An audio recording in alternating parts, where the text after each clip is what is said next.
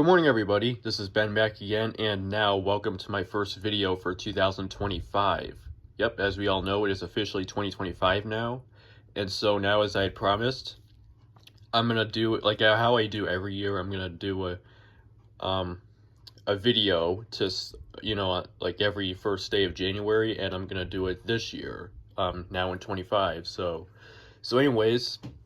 To kick off the year, I'm going to now re-show you guys my Christopher Nolan films, which it has updated a little bit, and so anyways, let's go ahead and get started here. First up, we have Memento, which is from 2000, a new classic among thrillers by Peter Charles and Rolling Stone, and down here it has Mike D'Angelo of Time Out calls this a masterpiece, and this has Guy Pearce, Carrie-Anne Moss, and Joe Pantoliano. I'm not gonna read the critic review though, because it's part of it is covered by the Blockbuster sticker. So yep, I have this on DVD as well, but I have the VHS tape, which is what I'm gonna show here. So anyways, that is all there is to say about Memento. Alright, now we go on to the DVDs, and that was my only VHS tape. So next up is Insomnia with Al Pacino, Robin Williams, and Hilary Swank. Tout, tense, and terrific. One of the year's best movies by Peter Charles and Rolling Stone. 4 stars, an instant classic, a thriller of Hitchcockian proportions by Mike Sidoni of ABC TV. And for features, it has additional scene plus director Christopher Nolan commentary, plus another commentary with Hilary Swank, production designer Nathan Crowley, editor Dodie Dorn, cinematographer Wally Feister, and screenwriter Hilary Seitz. Seitz, however, whatever you want to say it. Featurettes, Day for Night, making a documentary, 180 Degrees, a conversation with Christopher Nolan and Al Pacino, In the Fog, cinematography and production design. Eyes Wide Open, The Insomniac's World, and it has all the other features like still galleries, interactive menus, theatrical trailer, and stuff. This was also Christopher Nolan's first film that he did, that Warner Brothers distributed, which would go on to distribute a majority of his films up until, I think, Tenet in 2020, so there you go with that one. Now I'm going to show you guys the Dark Knight trilogy, which I have all of them. Here's Batman Begins, which is from 2005. Fantastic, emotional, genuinely gripping by Mick LaSalle of San Francisco Chronicle. Yep, I have all 3 now, because before I didn't have one of them, but now I got them all. So yep, that's the disc right there. Next up is the Dark Knight, which is from 2008. Prepare to be Wowed by Peter Charles and Rolling Stone.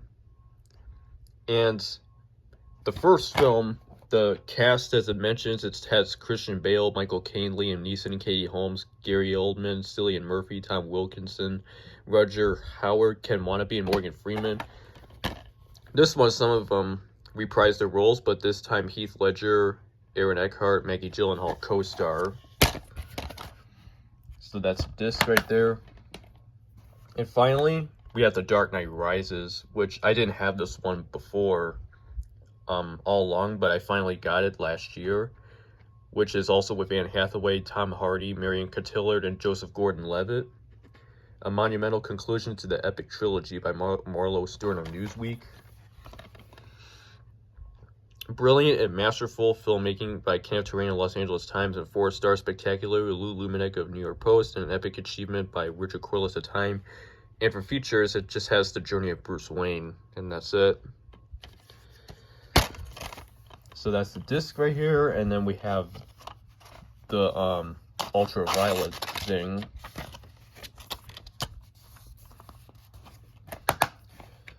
And finally, we have Interstellar, which is from 2014, a must-see masterpiece by Lou Luminek of New York Post, with Matthew McConaughey, Anne Hathaway, Jessica Chastain, and Michael Caine.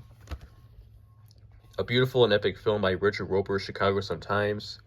And for features, it has It has plotting and interstellar journey, origins, influences, and narrative designs. Shooting in Iceland, Miller's planet, Man's planet, creating two vastly different worlds in one country. Celestial landmarks, how practical special effects give the illusion of real space travel, and miniatures in space explore the large scales models used in the film. What's funny is I mean, if you've seen this before, but this is supposed to be a 2-disc set, and the features there, but however, this print only just has 1 disc, which is pretty interesting, but that's alright. Not a big deal or anything. So anyways, there you have it. That is it for my Christopher Nolan movie collection video, the 2025 edition. And I do have well, I don't have it in my collection because my older brother owns it, but if you've seen my, I think it was my HBO VHS and DVD collection video, I showed up at the end. I showed a part where I showed my older brother's movies, and one of his movies was Oppenheimer. So if you haven't seen that video, you can go check it out. And yeah, as I said, the majority of the ones that I showed, up until